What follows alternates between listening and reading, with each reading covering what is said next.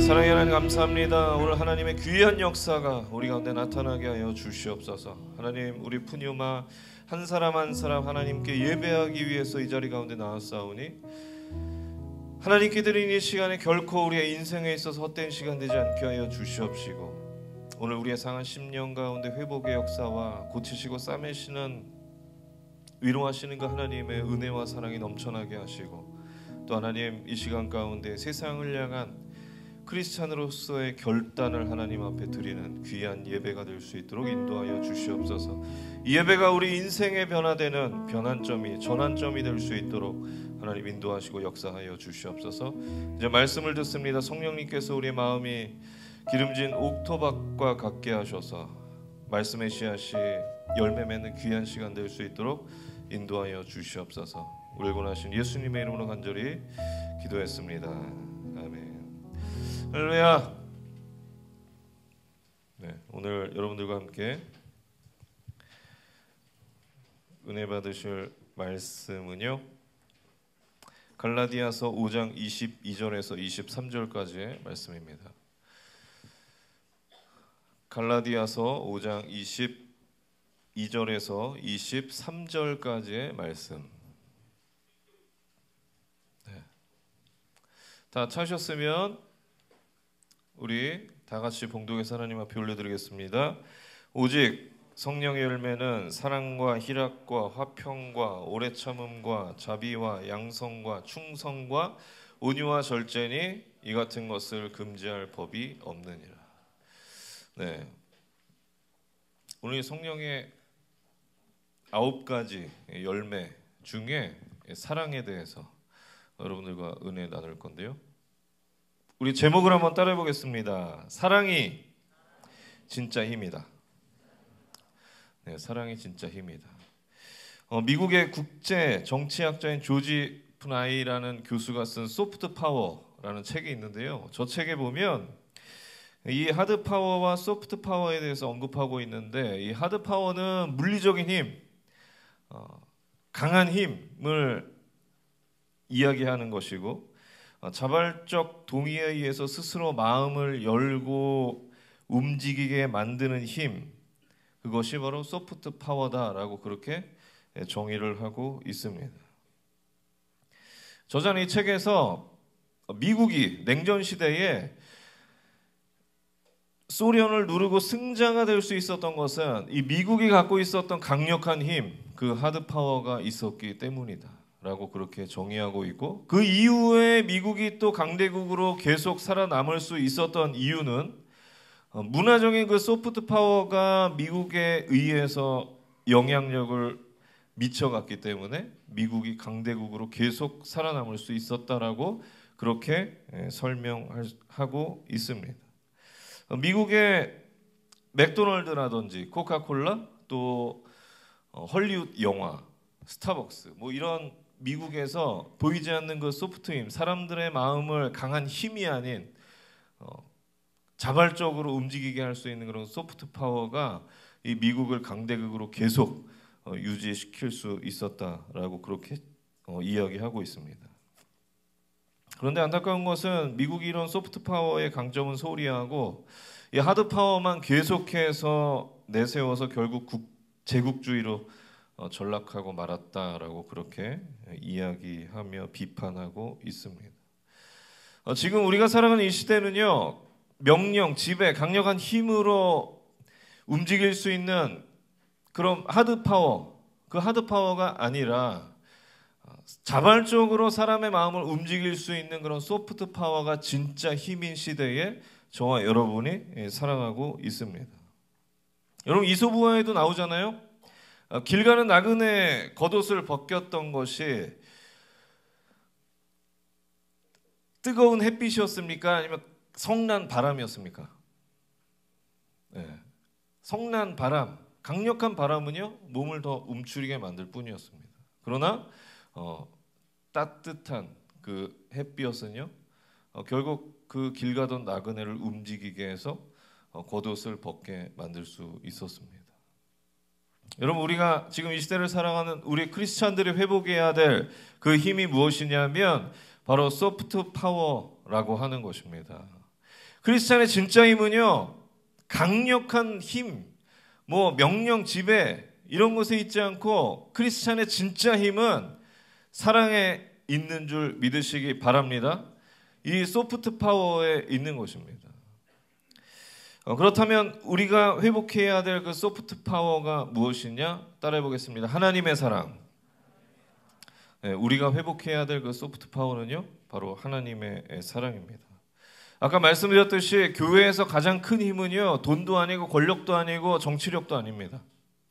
교회에서 가장 큰 힘은 바로 사랑인 줄 믿으시기 바랍니다. 여러분, 이 사랑의 파워가 얼마나 대단한지 성경은 뭐라고 기록하고 있냐면 갈라디아서 5장 5절에서 6절까지 말씀을 보면 우리 다 같이 봉독하겠습니다. 시작.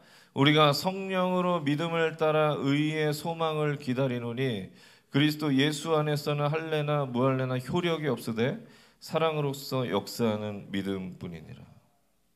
여러분, 무슨 말씀이에요? 믿음의 효력을 있게도 하고 또 무력하게도 하게 만드는 것이 바로 사랑의 힘이다라고 성경이 우리에게 알려주고 있는 것입니다.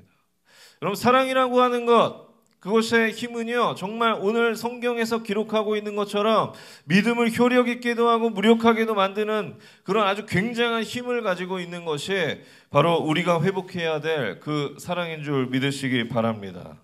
그래서 저와 여러분이 우리의 삶 속에서 이 하나님의 사랑, 그 하나님의 사랑을 다 회복하게 되시길 바랍니다. 여러분, 그렇다면 우리가 회복해야 될 하나님의 사랑은 구체적으로 어떤 것인가? 첫 번째는요, 우리 따라하겠습니다. 낭비하는 사랑. 낭비하는 사랑. 여러분, 낭비가 무엇이죠? 가치 없는 것에 그 가치 이상의 것을 쏟아붓는 것, 그것을 우리는 낭비라고 합니다. 자료를 보다 보니까 이 반고흐라고 하는, 여러분 너무나 잘 아시는 그분이 이 가시에 박사의 초상이란 그림을 그렸는데요. 저 초상화가 1990년도에 무려 850억이라는 어마어마한 돈에 한 일본인에게 팔렸다고 합니다. 그런데 만약에 제가 그린 그림을 누가 850억에 산다라고 하는 사람이 있다면 어떨까요? 미치지 않고서는 그렇게 살 사람이 없겠죠. 가치 없는 그림에 850억 원이라고 하는 돈을 들여서 산다는 것, 그것은 말도 안 되는 낭비입니다.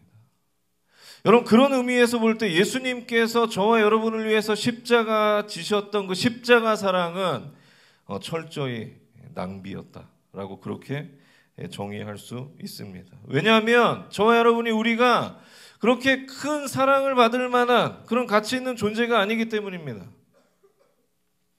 그러나 하나님께서는 기꺼이 낭비하셨습니다. 왜냐하면 우리를 사랑하시기 때문입니다. 우리에게 구원하기 위해서, 우리에게 새 생명을 주시기 위해서 독생자 아들 예수 그리스도를 십자가에 못 박는 그 사랑을 우리에게 주셨던 것이죠. 여러분, 이 세상에서 그만큼 큰 그런 낭비가 어디 있을까요? 오늘 사도 바울은 이런 하나님의 사랑, 우리를 향해서 기꺼이 낭비하셨던 그 사랑에 대해서 이렇게 표현하고 있습니다. 로마서 8장 32절에 보니까는요, 자기 아들을 아끼지 아니하시고 우리 모든 사람을 위하여 내주시니가 어찌 그 아들과 함께 모든 것을 우리에게 주시지 아니하겠느냐라고 사도 바울이 하나님의 사랑에 대해서 이렇게 정의하고 있습니다. 여러분, 이 말씀을 읽었을 때 느껴지세요? 사도 바울의 자신감? 모든 것을 나에게 주실 수 있다라고 하는, 모든 것을 나에게 주신다라고 하는 그 사도 바울의 자신감이 이 말씀 가운데 새겨져 있습니다. 여러분, 우리가 잘 알고 있는 것처럼 여러분, 사도 바울의 삶은 자신감 있는 삶이 될 수가 없었어요. 왜냐하면 예수님을 믿고 난 이후부터 계속해서 고난과 핍박과 죽음의 위기가 그의 삶에 계속해서 나타났기 때문입니다. 그런데 오늘 사도 바울의 고백은 모든 것을 나에게 주시는 그 하나님, 그 하나님에 대한 자신감을 가지고 고백하고 있습니다. 무엇이 여러분 사도 바울에게 이런 자신감을 갖게 했던 것일까요? 그것은 바로 자신이 받은 그 하나님의 사랑이 어떤 사랑인지, 자신이 경험했던 그 하나님의 사랑이 어떤 사랑인지 그가 깨달아 알고 있었기 때문입니다. 자신을 구원하기 위해서 독생자 아들 예수 그리스도를 십자가에 못 박으셨던 그 사랑, 그 사랑이 자기와 늘 함께함을 알고 있었기 때문에 또 자신의 고난의 상황 가운데서도 낙심할 상황 가운데서도 나를 향한 변함없는 그 사랑이 나와 함께함을 늘 믿고 알고 깨닫고 있었기 때문에 그는 어떠한 상황 속에서도 모든 것을 하나님이 우리에게 주시지 않겠느냐라고 자신 있게 말하고 있는 것입니다. 여러분, 그 사랑이 저와 여러분 안에 회복되어지길 예수님의 이름으로 축원합니다. 예수님의 무엇이든 주시는 그 사랑, 우리를 위해서 기꺼이 낭비하실 수 있는 그 사랑, 그 사랑이 우리 안에 회복되어지길 예수님의 이름으로 축원합니다. 둘째로 우리가 회복해야 할 하나님의 사랑은 어떤 사랑이냐면요, 따라해 보겠습니다. 포기하지 않는 사랑. 예전에 포기하지 않는 사랑에 관한 실화를 들은 적이 있는데, 한 어머니가 사춘기 아들과 함께 살고 있었어요. 그런데 이 아들이 게임 중독에 빠져서 폐인이 다 됐어요. 그런데 이 아들 녀석이 어머니가 게임하지 말라는 그 얘기를 듣고 이제 게임을 말리는 그 어머니를 향해서 발로 차고 주먹으로 때리고 입에 담을 수 없는 욕설을 퍼부었습니다. 또 엄마라고 부르지도 않았습니다. 욕설과 반말만 엄마에게 계속했습니다. 그러던 어느 날 게임을 하지 말라고 말리는 어머니를 향해서 정말 너무나 심하게 어머니를 때리고 욕하고 했습니다. 더 이상 이 아들과 살지 못하겠다라고 한 어머니는 집을 나가게 되었습니다.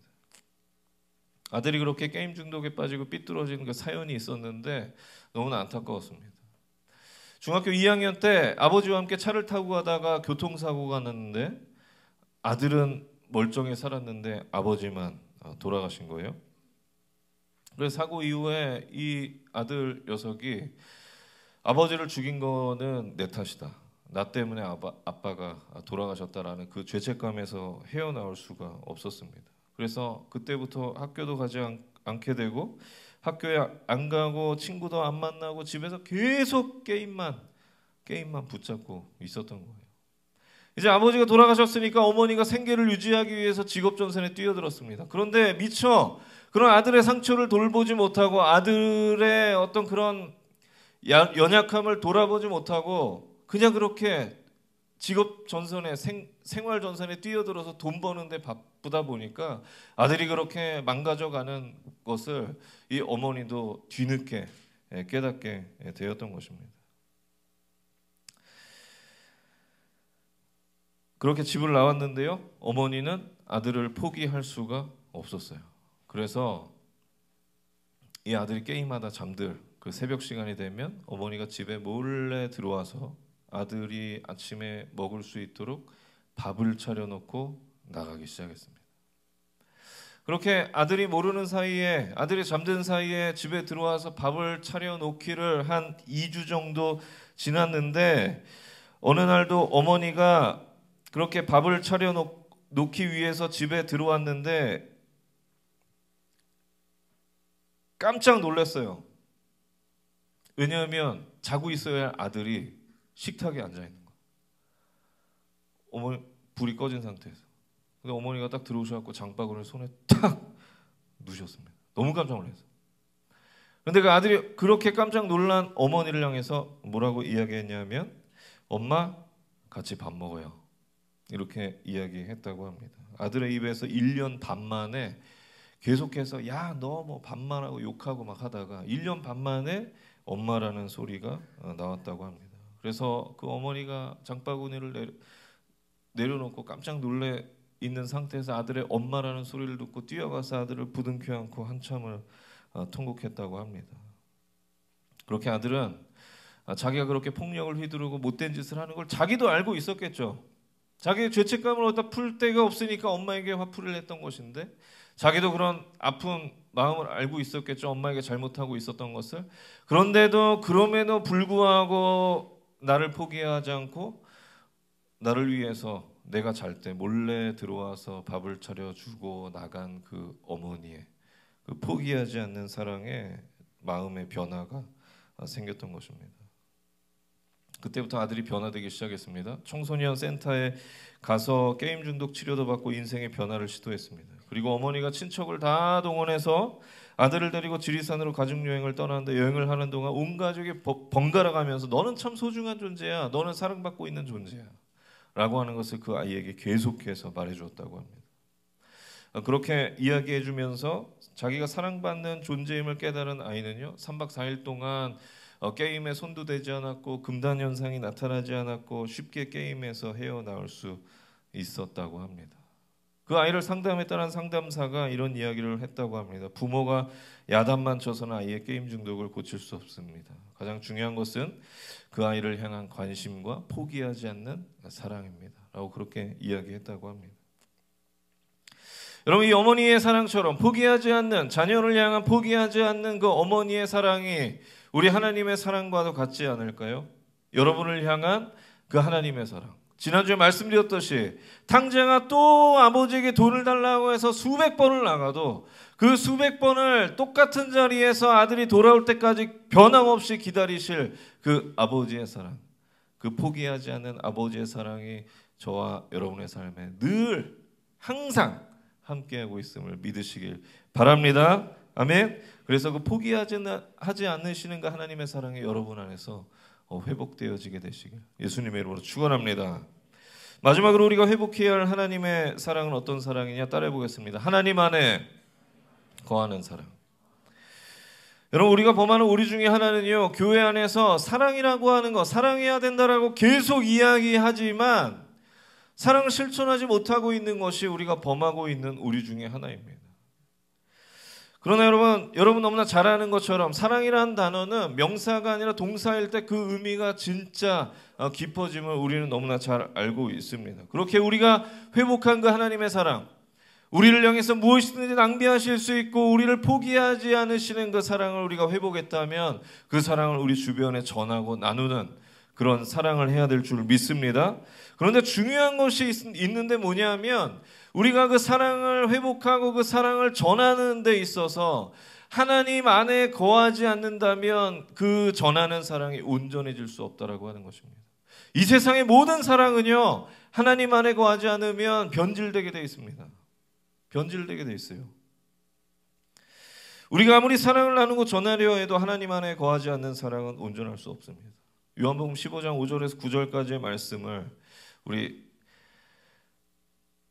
저거 아니고 15장 5절에서 9절까지의 말씀인데 제가 여러분들에게 말씀드리겠습니다. 나는 포도나무요 너희는 가지라. 그가 내 안에 내가 그 안에 거하면 사람이 열매를 많이 맺나니 나를 떠나서는 너희가 아무것도 할 수 없음이라. 아버지께서 나를 사랑하신 것 같이 나도 너희를 사랑하였으니 나의 사랑 안에 거하라 라고 예수님께서 말씀하셨습니다. 여러분, 무슨 말씀이에요? 예수님께서 당신의 방법대로, 나름의 방법대로 우리를 사랑하셨던 것이 아니라 하나님께서 자신을 사랑하신 것처럼, 하나님께서, 아버지께서 나를 사랑하신 것처럼 나도 너희를 사랑했다라고 말씀하고 있는 거예요. 그러니까 우리가 사랑이라고 하는 것은 하나님 안에 거할 때, 하나님의 방법대로 할 때 온전해질 수 있는 것이지, 내 나름대로의 사랑을 가지고 나아가서는 우리가 아무리 좋은 사랑을 하려고 해도 변질될 수밖에 없다라고 하는 것입니다. 그 예가 성경에 나와 있는데, 아주 심각한 예가 성경에 나와 있는데, 사무엘하에 보면 이 다윗의 아들이었던 암논이라고 하는 사람이 자신의 이복 동생 다말을 범하는, 그러니까 그 당시 자신의 이복 동생이었던 이 다말을 강간하는, 그런 다말을 범하는 죄를 지어서 한 가정을 비극으로 몰고 가는 사건이 나오는데요. 그런데 이 성경에 보면 굉장히 깜짝 놀랄 만한 사실을 우리가 알 수 있는데, 사무엘하 13장 1절 4절 말씀을 우리 다 같이 보도록 하겠습니다. 제가 읽어드리겠습니다. 그 후에 일이 있으니라. 다윗의 아들 압살롬에게 아름다운 누이가 있으니 이름은 다말이라. 다윗의 다른 아들 암논이 그를 사랑하나 그가 암논에게 이르되 왕자여 당신은 어찌하여 나날이 이렇게 파리하여 가느냐 내게 말해주지 아니하겠느냐 하니 암논이 말하되 내가 아우 압살롬의 누이 다말을 사랑함이니라 하니라. 여러분, 말씀을 보니까 다말을 향한 암논의 마음이 뭐였어요?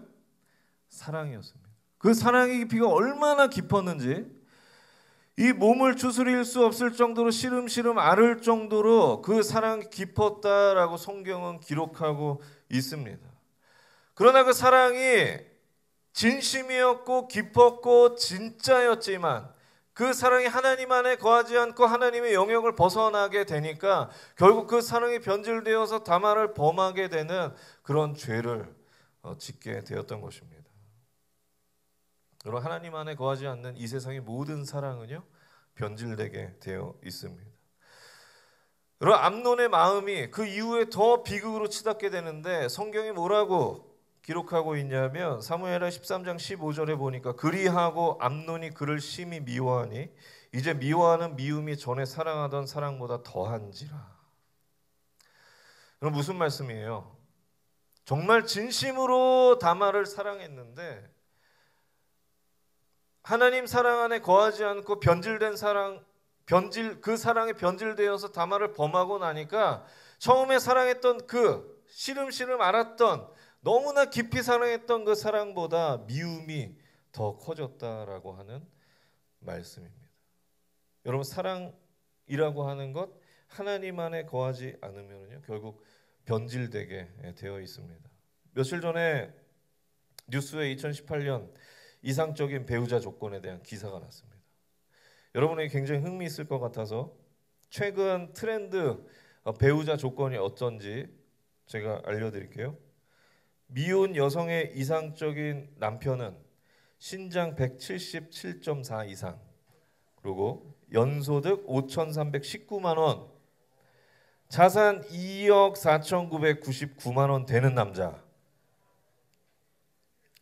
미혼 남성의 경우 이상적인 아내 조건은 신장 164 이상, 연소득 4,194만 원, 자산 1억 6,948만 원 이상 되는 여성을 자신의 배우자가 됐으면 좋겠다라고 꼽았습니다.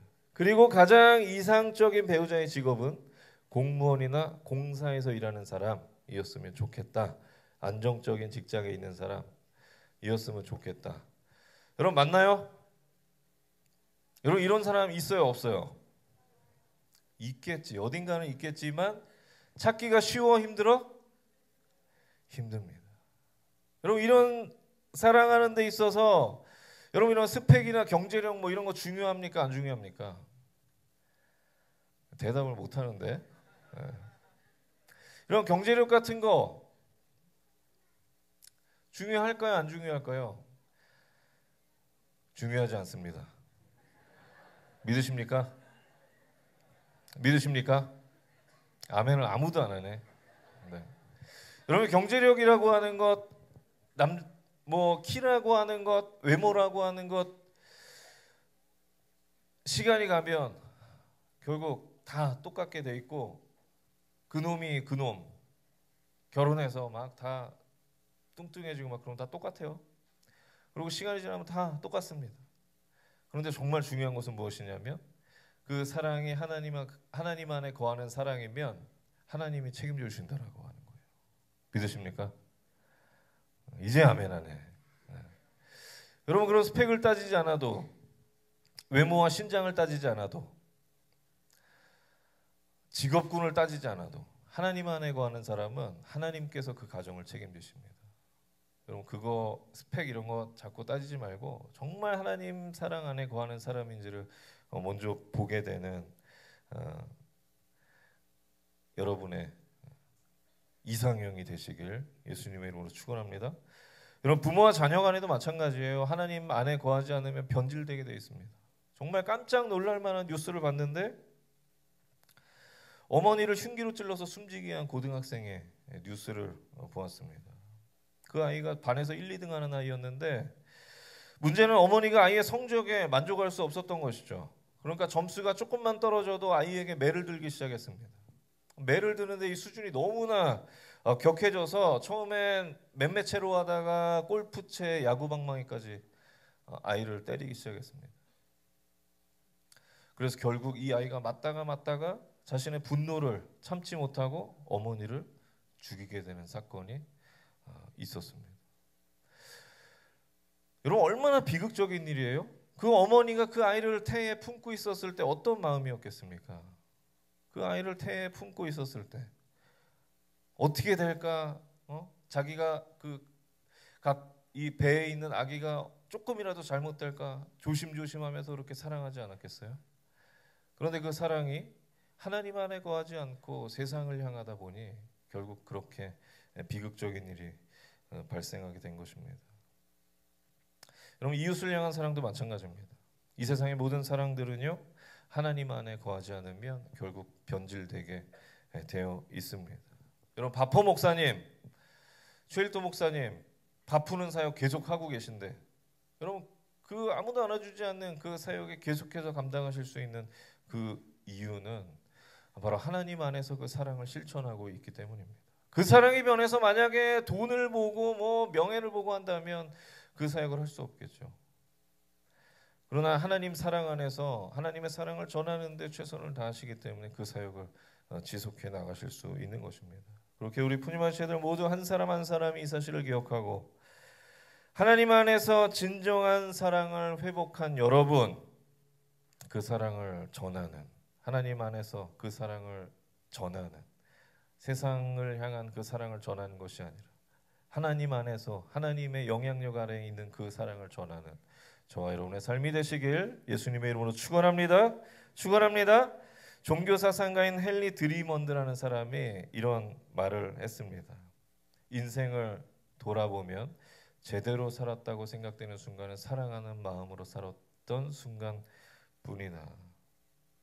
여러분, 크리스찬으로서 인생을 마무리하는 날 허무하게 살지 않았구나 후회하지 않기 위해서는 우리의 진짜 회복해야 할 그 소프트 파워, 그 하나님의 사랑을 회복하고 그것을 내 삶의 이유로 삼고 내가 회복한 그 하나님의 사랑을 주변에 전하고 전달하는 그런 저와 여러분의 삶이 되어야 될 줄 믿습니다. 아멘. 아멘. 우리 이 시간에 같이 찬양하고 같이 기도하도록 하겠습니다. 우리를 향한 변함없는 그 사랑, 우리에게 기꺼이 낭비하시고 우리를 포기하지 않으셨던 그 하나님의 사랑, 그 하나님의 사랑을 찬양하도록 하겠습니다.